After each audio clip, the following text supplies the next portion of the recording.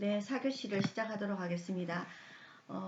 상담의 윤리의 문제인데요. 우리 책에는 지금 상담의 5대 윤리 원칙만 있고 이 부분이 지금 빠져 있습니다. 그래서 제가 굉장히 이거는 상담하는 중에 여러분들이 꼭 알아두셔야 될 부분인데 교재에 지금 약간 좀 빠져 있어서 물론 이 안에 교재 안에 이제 내용이 녹아 있긴 하지만 이거는 꼭 이제 여러분들이 상담 자가 되었을 때 꼭 알아야 될 부분들이기 때문에 제가 상담의 윤리 문제에서 우리 책에는 없지만 제가 넣어놨습니다.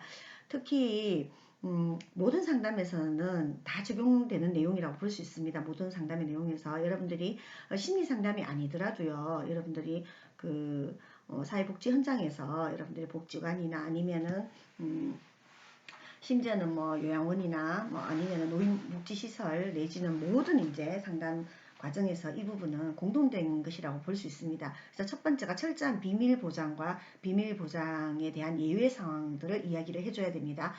우선에 여러분들 상담은 비밀 보장이 되지 않으면 상담이 이루어질 수가 없습니다. 그리고 이 비밀이 보장된다는 사실을 내담자에게도 꼭 말을 해줘야 됩니다. 내담자들이 처음에 왔을 때 늘상 하는 이야기가 이 얘기 해도 돼요? 하면서 이렇게 물어봅니다. 특히 이제 저희들은 이제 전화 상담도 마찬가지거든요. 전화 상담이나 아니면은 그 게시판에서 올리는 상담도 대부분 다 비밀로 이제 그 비밀번호를 걸어가지고 상담을 하는 경우가 대부분입니다. 그렇기 때문에 그만큼 내담자 입장에서 봤을 때는 이 비밀 보장이 비밀을 지켜주느냐, 비밀을 유지해주느냐, 안 해주느냐에 따라서 자기 자신을 마음껏 이렇게 상담자에게 자기 마음과 또 자기 상황을 얘기할 수도 있고 하지 않을 수도 있습니다. 그래서 상담 내용은 꼭 비밀이 보장된다라는, 특히 이제 면접 상담을 할 때는 만나서 할 때는 이게 상담에 대한 비밀 보장에 대해 가지고 각자 이제 동의서를 작성을 하게 되어 있습니다. 그렇기 때문에 철저한 비밀 보장과 이런 것들을 이제 꼭 내담자한테 이야기를 해줘야 되고요. 그리고 비밀 보장의 예외도 있습니다. 비밀 보장의 예외 같은 경우에는 이런 경우에요. 자신의 생명을 위협할 가능성이 있다고 판단될 경우, 내담자가 나 지금 뭐 내가 죽고 싶다라든가 나는 죽을지도 모른다라든가 뭐 이런 경우가 있을 수 있습니다. 이럴 때 이런 경우에도 우리가 비밀을 지켜줘야 되느냐? 그건 아닙니다. 이 부분은 이제 우리가 사회복지사 윤리 안에도 비밀 보장이 있습니다. 근데 비밀 보장을 할 때와 이게 안 될 때 약간의 도덕적인 딜레마 이런 것들이 있게 되거든요. 그럴 때 그 사회복지사의 윤리 규정에 보면 마찬가지로 이런 내용이 있습니다. 그런 것처럼 자신의 생명을 위협할 가능성이 있다고 판단되거나 아니면 타인의 생명을 위협할 가능성이 있다고 판단될 때, 그리고 아동학대라든가 아니면 가정폭력이라든가 뭐 이런 여러 가지 학대와 관련된 어떤 그런 게 있을 때, 그럴 때는 비밀보장의 예외 상황이 되게 됩니다. 그래서 이럴 때는 빼고는 철저한 비밀이 유지돼야 되고 그게 보장되어야 됩니다. 상담 기관 같은 경우에는 실제 우리가 이제 그 국가에서 운영하는 상담 기관들이 있습니다. 그런 경우에는 만약에 상담자가 이걸 지키지 않았을 경우에는 형사처벌을 받습니다. 그 정도로 중요한 내용입니다. 그렇기 때문에 철저한 보장, 비밀 보장이 돼야 된다. 그러면 비밀 보장에 예외 상황이 있다라는 걸 알려줘야 되는데 이걸 언제 알려줄 것인가에 대한 고민이 저는 항상 있습니다. 이걸 처음부터 상담을 시작할 때 당신이 지금 하는 이야기에 대해서 우리가 다 비밀 보장이 됩니다. 하지만 비밀 보장이 안 될 때도 있습니다. 라고 미리 말을 할 것인가에 대한 이제 판단은 케이스마다 좀 다른 것 같아요. 이 사람이 내담자가 전혀 이야기를 안 할 것 같으면 비밀 보장이 된다라고 이야기를 합니다. 그리고 만약에 이런 게 학대와 관련된 보고 아니면은 타인이나 다른 사람의 생명을 위협할 그런 가능성을 내가 발견을 했다. 그러면은 이제 이런 걸 이야기해 줘야 되는 거죠. 자, 비밀 유지가 당연히 됩니다. 하지만 이 경우는 내가 당신에게 비밀을 보장해 줄 수 없다. 지금 이렇게 이제 얘기를 해야 되겠죠. 그러니까 뭐 학대와 관련된 보고 같은 경우는 특히 이제 학교에서 학교 상담하면 그 이제 이런 사례들이 참 많습니다. 예를 들자면은 아동이 내지는 학생이 찾아와서 상담을 해요. 보건 교사들 같은 이런 거에 대한 고민들을 되게 이제 저희들한테 많이 이야기를 하거든요. 예를 들자면은 그래 뭐 상담을 하고 있는데 당연히 이제 선생님 이거 이야기해도 돼요. 제 얘기 아무한테도 얘기 안 할 거죠? 라고 이야기를 했어요. 그래, 그럼 당연히 비밀 유지되지. 라고 했는데 들어보니까 학대와 관련된 거예요. 본인이 어떤 뭐 집에서 가정 폭력을 당하고 있다거나 아니면은 그 성폭력을 당한 사례가 있다거나 이럴 때 이걸 그러면 부모님한테 얘기해야 되나 아니면 학교에 알려야 되나 뭐 이런 여러 가지 고민들이 있을 거 아니에요. 그럴 때 자, 이 경우는 비밀 당연히 우리는 유지를 한다. 하지만 이 경우에는 우리가 비밀 보장의 예외 상황이다. 그래. 근데 저는 이걸 부모님한테 얘기 안 했으면 좋겠어요. 아니면 아무도 몰랐으면 좋겠어요. 라고 이야기를 해요. 자, 이럴 때 어떻게 해야 되냐라는 거예요. 상담자로서 굉장한 고민이 되겠죠.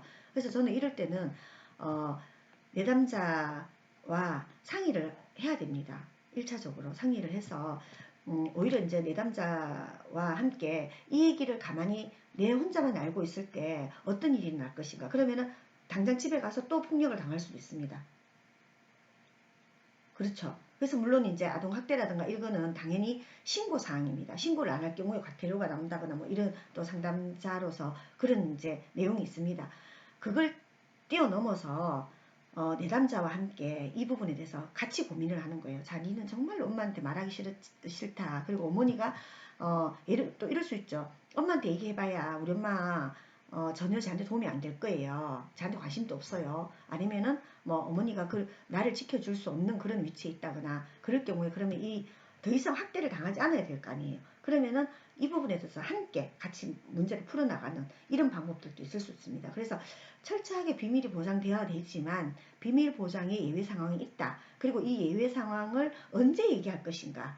그래서 이 부분은 참 저도 자, 지금 이야기해야 되고 언제 이야기해야 되고 하기가 참 말하기는 애매하지만 이런 부분들 같은 경우에는 함께 케이스에 따라 가지고 같이 이제 상담자가 이런 것들은 결단을 내려야 되는 그런 부분들이다라는 겁니다. 어쨌든 가장 중요한 것은 철저한 비밀 보장이 돼야 된다. 그리고 비밀 보장의 예외 상황이 이런 것들이 있다. 그리고 케이스에 따라서 이걸 예외 상황이 왔을 때 어떻게 풀어나갈 것인가는 케이스 바이 케이스다. 그 대신에 제일 중요한 것은 내담자와 함께 이게 비밀 보장이 되지 않고 그리고 이걸 비밀로 계속 가져갔을 때 너에게 올 부분들 어떤 건가 이런 것들을 함께 고민해서 같이 판단하는 게 가장 좋다라는 게 이제 제가 오랫동안 상담해 온 저의 이제 의견이라고 볼 수 있습니다. 예, 그 다음에 두 번째가 상담의 윤리에 속합니다. 이게 상담자로서 전문적인 능력을 갖추고 있어야 된다. 누구든지 간에 상담자들은 어떠냐면 내가 과연 상담자로서 전문적인 능력을 갖추고 있는가에 대해서 스스로 반문해 볼 필요가 있습니다. 저도 마찬가지입니다. 항상 여기에 대해서 내가 정말 내가 상담자로서 능력을 갖추고 있는가에 대한 어떤 두려움과 항상 성찰 이런 것들이 필요한 거죠.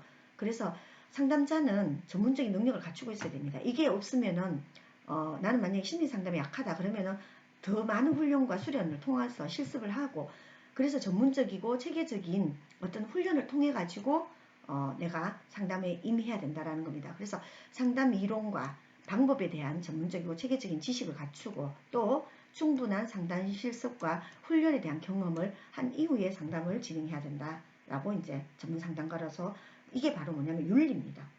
상담의 윤리라고 할 수 있죠. 왜냐? 상담은 상담은 뭡니까? 한 사람의 삶을 다루는 겁니다. 그렇기 때문에 자칫 오히려 이 상담을 제대로 진행하지 않고 아니면은 잘못된 어떤 개입으로 인해서 오히려 내담자가 더 상처를 받게 된다거나 뭐 이런 경우가 또 있을 수 있기 때문에 상담의 윤리로서 상담자가 전문적인 능력을 갖추고 있는 건 굉장히 중요하다. 이거는 윤리의 문제다라고 이제 볼 수 있고요.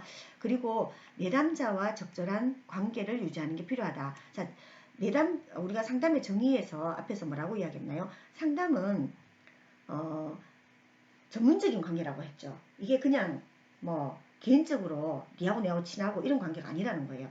그리고 이제 이게 내담자와의 적절한 관계 유지 이게 상담의 윤리의 문제이기 때문에 어떠냐면요. 가족이라든가 정말 친한 친구라든가 아니면 잘 아는 사람이라든가 이런 경우에는 내가 그 사람을 내가 내담자로서 할 수가 없습니다. 왜냐? 적절한 관계 유지가 안 되기 때문입니다. 그래서 어떤 관계가 뭐냐면 심리적으로 너무 밀착되어 있는 관계인 경우에는 상담의 윤리 문제에서 윤리 문제가 발생하게 됩니다. 심리적으로 너무 밀착되어 있다거나 이런 경우에. 그리고 성적인 관계. 여러분들 저는 이제 그 여성 폭력에 대한 그 상담, 그리고 이제 일반적인 상담을 통해서 봤을 때 어떠냐면요, 이런 경우가 되게 많았습니다. 상담자를 만났는데 그 상담자에게 성폭력을 당한 경우가 너무너무 많았습니다. 그래서 이런 경우는 이런 사례가 이제 저한테 상담 사례로 온 적이 너무 많았거든요. 특히 이제 정신과 의사라든가. 그러면은 이건 뭐예요? 내담자 같은 경우는 굉장히 지금 내가 상담을 받아야 될 정도로 온 경우는 되게 정신적으로 나약해져 있고 힘든 상황입니다. 근데 이런 상황을 이용해서 성적 관계를 맺는다거나, 그리고 내담자가 상담자를 되게 이제 매력적으로 보고 성적인 어떤 대상으로 볼 수도 있습니다. 이럴 때 상담자는 뭡니까? 전문적인 관계를 맺어야 되기 때문에 이 부분에 대해서 어떤 일이 있어도 성적인 관계로 하면 안 된다라는 겁니다. 그래서 이 부분이 내담자의 적절한 관계 유지에서 굉장히 중요하다. 그리고 사회적인, 그리고 경제적인 이런 관계도 적절하게 유지해야 된다는 거예요. 어떤 일이 있어도 경제적 관계로 하면 안 된다는 거예요. 돈을 빌린다거나. 왜 이런 게 상담의 윤리 문제에 들어가 있겠습니까? 있습니다. 너무 많아요. 예. 상담자들이 이런 윤리 문제를 어기고 심리적으로 너무 밀착된다든가, 아니면은 사회적으로 뭔가 본인이 가지고 있는 상담 관계에 있는 중에 어떤 사회적 관계를 맺는다거나, 취업을 상담자가 뭐 취업이 된 그에 뭐 같은 어떤 회사에 같이 취업을 하게 된다거나 이런 경우, 그리고 경제적 관계, 돈을 빌린다거나 돈을 빌려준다거나, 이런 굉장히 상담의 윤리 문제에 위배된다, 이렇게 이제 볼 수가 있습니다. 그래서 특히 이제 심리적인, 성적인, 특히 경제적인 관계, 이런 관계를 결코 맺어서는 안 된다. 이게 바로 상담의 윤리 문제다. 이렇게 여러분들이 알고 계시면 되겠습니다. 그리고 상담의 5대 윤리 원칙인데요. 우리 책에도 이제 나와 있습니다. 우리 책에는 24페이지인데요. 일단 자율성 존중의 원칙이고요. 무해의 원칙, 선행의 원칙, 정의의 원칙, 그리고 성실성의 원칙, 이런 것들이 이제 상담의 5대 윤리 원칙이다. 무해라고 이제 우리가 알고 있는데, 첫 번째가 자율성 존중의 원칙입니다. 내담자가 타인의 간섭이나 억제로부터 자유롭게 자신에 관련된 일에 대해 선택권이 있다는 점을 존중하는 겁니다. 어떤 게 있을까요? 내담자가 상담을 시작을 했어요. 상담을 시작하고 또 중간에 내가 그만두고 싶어요. 도저히 이 상담자하고는 안 맞아, 내담자가. 그럴 경우에 내가 상담을 시작하는 것도 내담자의 자율입니다. 그리고 상담을 아니 내가 해보니까 저 영 별로야 라고 했을 때 그걸 그만두고 싶은 것도 나의 내담자의 그 자율에 맡겨야 됩니다. 그래서 이런 모든 것에 대한 선택권이 내담자에게 있다라는 겁니다. 어떤 누구에게도 간섭받지 않고 자기 스스로 선택할 수 있도록 해야 된다라고 이제 볼 수가 있죠. 그래서 자율적인 행동이나 자율성, 이런 것들을 방해해서는 안 된다. 이게 바로 자율성 존중의 원칙이고요. 그 다음에 두 번째가 무해의 원칙입니다. 상담자가 상담적인 어떤 개입이 내담자에게 어떠한 해도 끼쳐서는 안 된다는 윤리적인 원칙인데, 원래 의료 분야 원칙에서 이게 파생된 개념이에요. 그래서 자율성 존중의 원칙이 내담자하고 관련된 거라면 무해의 원칙은 상담자의 능력과 관련된 개념입니다. 그래서 상담자는 내담자에게 해가 될 수 있는 기법, 이런 것들을 피해야 된다 라고 볼 수 있습니다. 그래서 상담자는 내담자 문제를 철저하게 평가해서 가장 이 내담자에게 적합하고 안전한 것으로 판명된 그런 상담 기법을 써야 된다. 이렇게 보고 있죠. 그리고 세 번째가 뭐였나요? 선행의 원칙입니다. 선행의 원칙은 상담자는 내담자에게 선의를 행하고 내담자의 복지에 기여할 책임이 있다라는 윤리적 원칙입니다. 그래서 어떤 그 나쁜 방향으로 이걸 해서는 안 된다는 거죠. 선의의 마음으로 이걸 해야 된다. 상담을 해야 된다. 그래서 이 선행의 원칙에는 상담자가 일반 대중에게 유익이 되는 전문적인 어떤 활동에 종사해야 된다라는 내용도 포함되어 있습니다. 그래서 상담자가 상담을 하면서 도박을 한다거나 이런 사람이 상담을 했으면 안 된다는 거예요. 이런 것도 이제 같은 이야기라고 볼 수 있죠. 그리고 정의의 원칙입니다. 상담자가 공정하고 정당한 방식으로 행동해야 한다는 그런 원칙인데요. 사람들은 보통 상담자가 특정 집단이나 또 개인에게 차별 없이 대해줄 것을 기대하고 그래서 이 정의의 원칙은 상담자가 모든 사람을 똑같이 대우한다라는 그런 의미보다는 어떤 평등 이런 거와 관련이 있습니다. 그래서 불평등을 인정하고 적합한 개입 방법을 적용하는 것이 바로 상담자의 능력이다. 그래서 우리 우리가 모두가 다 불평등한 평등이라는 게 뭡니까? 우리 사회는 100% 평등할 수 없죠. 완전한 평등은 없습니다. 완전한 평등은 없죠. 이 세상에 존재하지 않아요. 하지만 뭡니까? 이러한 우리 사회가 불평등하다는 걸 인정하고 어떻게 하면은 평등하게 개입할 수 있을 것인가 라는 이런 고민을 해야 된다는 겁니다. 상담자가. 그게 바로 정의의 원칙이고요. 마지막으로 성실성의 원칙입니다. 이거는 이제 진실성 혹은 신뢰라는 용어로 번역되기도 하는데 진실의 원칙이라고도 볼 수 있죠. 그래서 상담자가 내담자와 아주 진실하고 신뢰로운 관계 그런 것들을 이루어야 한다는 이게 이 원칙이라고 볼 수 있죠. 그래서 이제 신뢰로운 관계가 가야지 뭡니까? 라포라고 하거든요. 신뢰적인 관계, 이 내담자와 상담자가 신뢰를 가지는 관계. 내담자가 상담자를 신뢰할 때 우리는 어때요? 내담자는 상담자에게 자기 이야기를 할 수 있고 또 이 상담자를 믿고 갈 때 당연히 이제 상담이 진행이 잘 되겠죠. 그러면 상담자가 신뢰하려고 하면 어떻게 해야 되는가? 당연히 상담자는 진실하게 내담자를 대해야지 그게 가능하다. 이렇게 볼 수 있겠죠. 그래서 요약하자면요. 이 모든 거를 우리 책에 26페이지 있어요.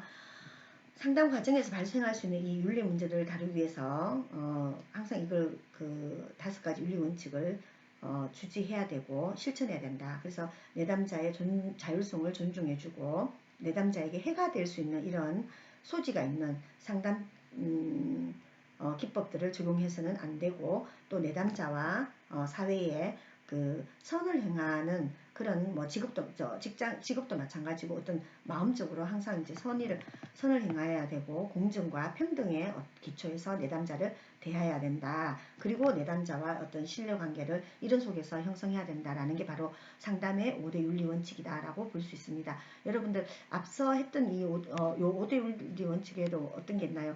비밀을 꼭 유지해야 되고 상담자는 뭡니까? 전문적인 어떤 지식을 과 함께 또 그게 맞는 훈련을 한 전문가로서의 어떤 면모를 가지고 있어야 되고 또 한편으로는 어때요? 어떤 내담자와의 어떤 전문적인 관계로 가야 되지 그게 어떤 성적인 관계라든가 어떤 경제적인 관계라든가 어떤 다른 또 사회적인 관계를 맺는다거나 아니면 심리적으로 너무 밀착되어 있다거나 이럴 때는 이 윤리에 어긋난다. 상담의 윤리에 어긋난다라는 걸 여러분들이 알고 계시면 되겠습니다. 자, 그러면 상담의 분류에 대해서 한번 보도록 하겠습니다. 상담은 대상에 따른 분류, 그리고 형태에 따른 분류, 우리 책에도 보면요. 욕구에 따른 분류, 호소 내용에 따른 분류 여러 가지가 있습니다. 이 외에도 이제 분류라는 것은 뭡니까? 어떤 기준을 가지고 분류하는가에 따라서 또 다른 분류 방식이 나타날 수가 있습니다. 우리 책에는 이제 대상에 따른 분류, 형태에 따른 분류 뭐 이렇게 쭉 나눠놨는데요. 상담은 굉장히 많은 종류들이 있습니다. 여러분들 우리가 이제 대상에 따라서는 그러면 어떻게 분류할 수 있느냐? 크게 개인 상담과 집단 상담, 가족 상담으로 분류할 수 있습니다. 그 외에도 뭐 부부 상담도 있고요. 그리고 집단 교육적인 상담, 커플 상담 뭐 이런 여러 가지가 이제 있을 수 있죠. 있을 수 있는데 여기서는 우리 책에서는 아주 간단하게 개인 상담, 그리고 집단 상담, 가족 상담으로 분류해 놨습니다. 가족 상담은 여러분들 개인 상담은 우리가 보통 말하는 지금 심리 상담은 대부분 다 개인 상담이라고 볼 수 있죠. 1대1로 해서 이제 하는 상담, 이걸 이제 우리가 보통 개인 상담이라고 합니다. 예. 그리고 집단 상담은 그 심리 상담 중에서도 1대1이 아니라 여러 사람이 뭐 집단으로 해서 이제 한 사람의 리더를 두고 그 리더는 이제 하나의 조력자의 역할을 하고 안내자의 역할을 하는 거죠. 그래서 한 10명에서 한 15명 정도의 집단을 이렇게 꾸려서 하는 이제 상담을 집단 상담이라고 합니다. 집단 상담 같은 경우에는 리더의 어떤 역할이 되게 중요하고 또 집단 또 어떤 집단인가에 따라 가지고 상담이 또 달라지게 되겠죠. 비슷한 사람들끼리 집단을 이루어서 하느냐 아니면 전혀 다른 사람들이 모여가지고 상담을 하느냐. 그래서 이 집단 상담은 집단 안에서 일어나는 어떤 역동이라든가 그 안에서 일어나는 그 심리적인 어떤 변화 이런 것들을 통해서 상담을 진행하는 이게 이제 집단 상담이다라고 볼 수 있고요. 그 다음에 가족 상담 같은 경우에는 말 그대로 뭡니까? 가족이 상담을 하는 거예요. 여러분들 아마 2학년 되면은 이 가족 상담을 듣게 될 것 같은데 가족 상담은 개인의 문제 뭐 이런 것들이 사실 개인의 문제 개인에서만 출발한 게 아니라 가족 속에서 어떤 일어나는 것과 이렇게 관련이 되어 있는 부분들이 많습니다. 우리가 가지고 있는 여러 가지 심리적인 문제라든가 이런 게요. 특히나 이제 우리 한국 사회 같은 경우에는 가족의 중요성이 굉장히 크죠. 그러다 보니까 가족 속에서 일어나는 문제들이 되게 많습니다. 그래서 가족 체계 속의 문제라고 인식을 하고 가족 속의 어떤 뭐 부부 체계, 뭐 자녀 체계, 또 하위 체계 이런 것들을 보면서 한 가족의 문제가 그 윗대 가족, 원가족이라고 하거든요. 이 원가족의 문제가 그대로 전수된다고 이렇게 보고 있습니다. 가족 상담에서는. 그래서 가족 간의 어떤 상호 작용이라든가 어떤 뭐 의사소통 이런 것들의 방식의 변화 그리고 역할 행동 방식의 변화 뭐 가족 규칙 뭐 이런 것들 이런 것들을 이제 변화를 통해서 뭔가 좀 그 심리적인 문제들을 해결하고자 하는 그런 게 바로 가족 상담이다라고 볼 수 있습니다. 잠깐만요. 자, 여기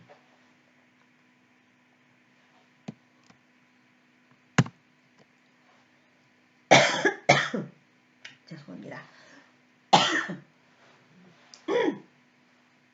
네, 그 다음에 형태에 따른 분류입니다.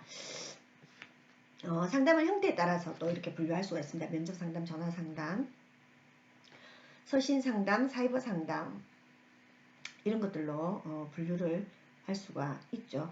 자, 그러면은 잠깐만요.